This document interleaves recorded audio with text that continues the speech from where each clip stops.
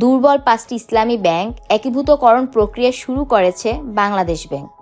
এগুলো হলো first security ইসলামী bank, global ইসলামী bank, union bank, social ইসলামী bank এবং এক্সিম ব্যাংক।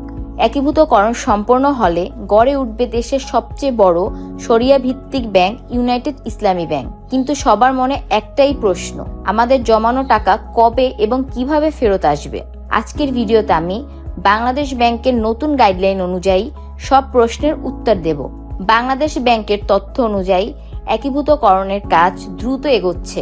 আশা করা হচ্ছে নভেম্বরের মাঝামাঝি এর মধ্যেই প্রক্রিয়াটি শেষ হবে। তখন থেকে গ্রাহকরা ধাপে ধাপে তাদের টাকা তুলতে পারবেন। এখন আমরা জানব গ্রাহকদের টাকা কিভাবে ফেরত পেতে পারেন। ক্ষুদ্র আমানতকারীরা সবার আগে টাকা পাবেন। অর্থাৎ আপনার আমানত যদি 2 লক্ষ টাকা বা তার কম হয় তবে বাংলাদেশ ব্যাংক অগ্রাধিকার ভিত্তিতে তা ফেরত দেবে।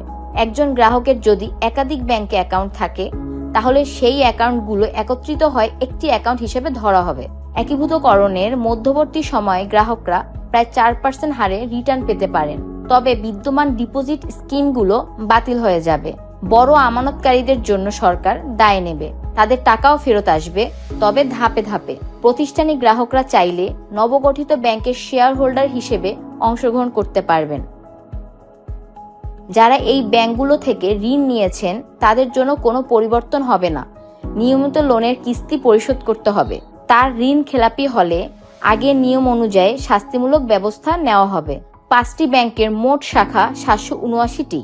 এগুলো পুনর্বিন্যাস করা হবে। তবে কর্মকর্তা কর্মচারীদের বিষয়ে এখনো কোনো চূড়ান্ত সিদ্ধান্ত হয়নি। ধারণা করা হচ্ছে তাদের চাকরি হারানোর সম্ভাবনা নেই।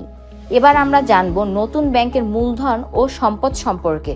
একীভূত হওয়ার পর ইউনাইটেড ইসলামী ব্যাংকের মোট সম্পদ হবে প্রায় 2,20,000 কোটি টাকা। প্রদত্ত মূলধন হবে 35,000 কোটি টাকা। এর মধ্যে 20,000 কোটি দেবে সরকার, 10,000 কোটি টাকা আসবে ডিপোজিট ইন্স্যুরেন্স ফান্ড থেকে এবং 5,000 কোটি টাকা আসবে আন্তর্জাতিক সংস্থা যেমন IMF, বিশ্বব্যাংক ও ADB থেকে। এবার আমরা জানব গ্রাহকদের করণীয় কি কি। আপনার পাসবুক, আপনার পরিচয়পত্র ও মোবাইল নম্বর আপডেট রাখুন। শুধুমাত্র বাংলাদেশ ব্যাংকের অফিসিয়াল নোটিশ বা সংবাদ বিজ্ঞপ্তি অনুসরণ করুন। প্রতিটি লেনদেনের রসিদ বা প্রমাণপত্র সংগ্রহ করে রাখুন। গুজব বা আতঙ্ক ছড়িয়ে একসাথে টাকা তুলতে যাবেন না। যেহেতু বাংলাদেশ সরকার সরাসরি এই একীভূতকরণের দায়িত্ব নিয়েছেন, তাই দুশ্চিন্তার কোনো কারণ নেই।